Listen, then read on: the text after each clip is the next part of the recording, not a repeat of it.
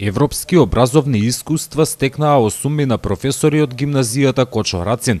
Во изминатите 2 месеца преку проектот Еразмус Плюс посетија неколку земји од странство. Малта, Кипар, Франција се дел од земјите во кои престојуваа професорите од Велешката гимназија. Нашите компетенции се зголемени сега.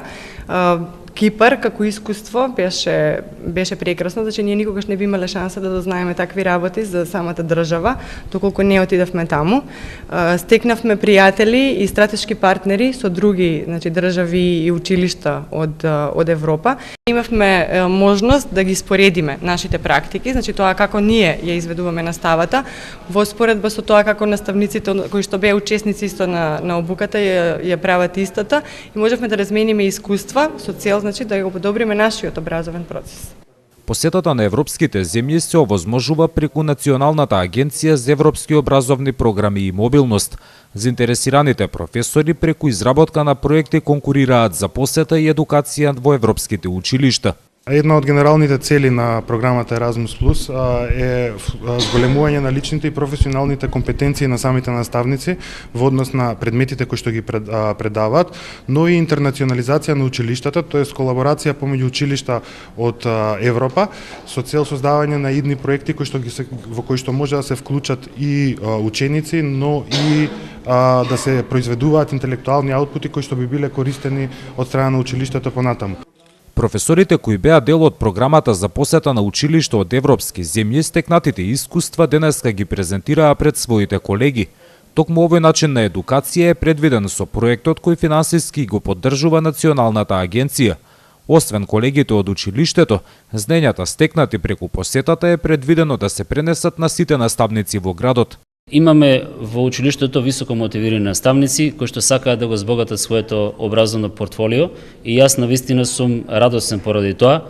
Нема да застанеме тука, токму и едната обука на која што пуштивме луѓе да се обучуваат е како да ги подобриме нашите компетенции за аплицирање на програмата Еразмус Плюс. Со тоа мислам дека и понатаму и други наставници ќе одат и на други обуки кои се потребни за да се подобри образовното ниво во нашето училиште. Програмата за посета на европски училишта продолжува и во следниот период. Двајца наставници од гимназијата веќе учат како да ги подготват проектите потребни за вклучување во програмата Еразмус Плюс за следната година. Од Националната агенција за европски образовни програми велат дека во следниот период е предвидено да се одвојат и повеќе пари за реализација на проектот. Годинава за 10 училишта од државата беа обезбедени 100.000 евра.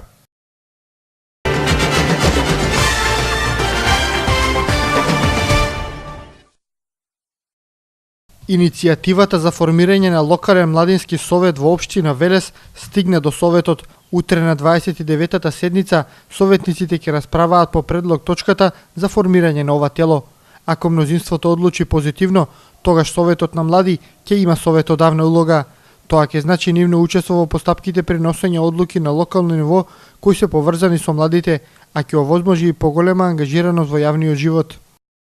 Во овој совет ќе членуваат невладини организации, здруженија на млади, студентски совети, ученички совети, подмладоци на политички партии и останати форми на младинското здружување кои ќе ги исполнат условите за членство.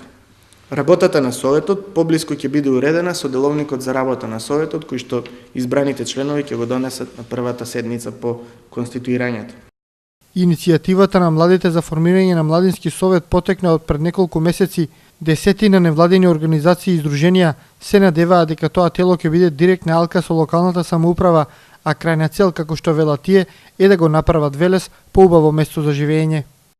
Па ние како локален младински совет се надеваме дека во иднина ќе имаме се подобро соработка со локалната самоуправа и ќе представуваме таа директна врска за желбите на младите да доаѓаат директно таму каде што треба да стигнат, односно до општината, до локалната самоуправа и ќе се бориме за нивно остварување. Вакви иницијативи освен во Велес има во уште 12 општини низ државата.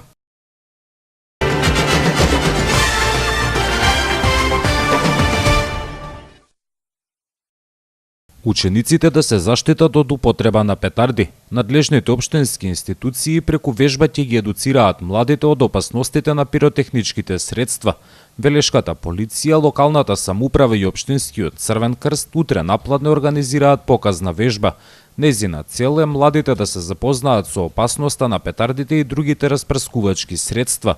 Во пресред на престоечките празници, кои што доаѓаат и со оглед на зачестената употреба на пиротехнички средства, утре со почеток во 12 часот во Младинскиот парк, СВР Велес во соработка со Општина Велес, со општинските основни училишта и Црвениот крст ќе организира показна вежба за повредите од пиротехнички средства, конкретно од петарди. Неодамна одсекот за превенција при СВР Велес организираше предавања во основните училишта за опасностите од употреба на пиротехника.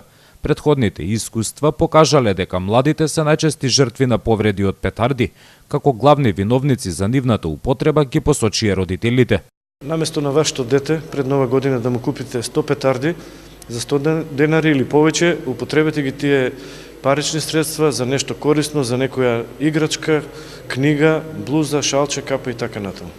Во локалната самоуправа сметаат дека вежбата за опасностите од петарди ќе помогне во намалувањето на бројот на деца повредени од нивна употреба. Заради таа цел, Општина Велес, заедно со СВР и Црвениот крст, имаме насока да ги предупредиме учениците која е штетноста и опасноста од овие пиротехнички средства. Инаку утрешната вежба е намената за учениците од 5, 6 и 7 оделение.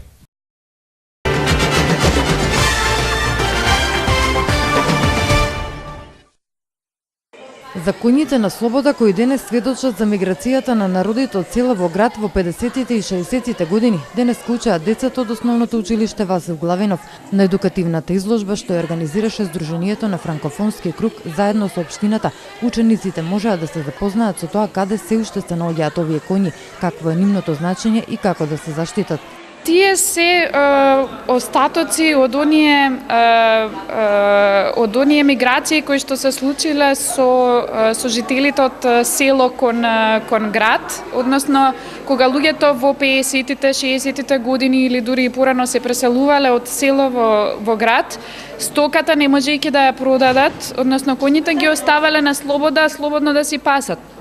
Сега, тие коњи по потреба се користат од страна на жителите, тие се полупитоми коњи и ги користат за транспорт на дрва или доколку им треба за работа на нива и така натаму, но во голем дел од годината тие се на слобода.